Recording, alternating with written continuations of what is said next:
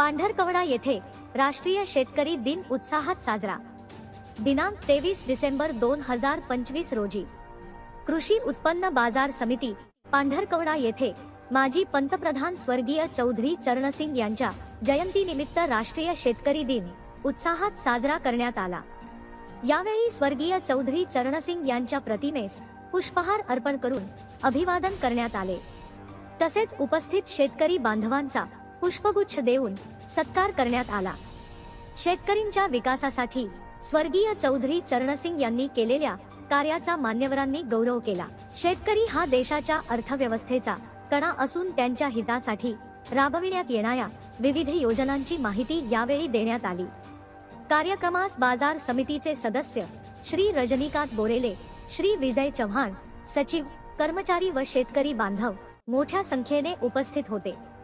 कार्यक्रमाचे आयोजन कृषी उत्पन्न बाजार समिती पांढरकवडा यांच्या वतीने करण्यात आले.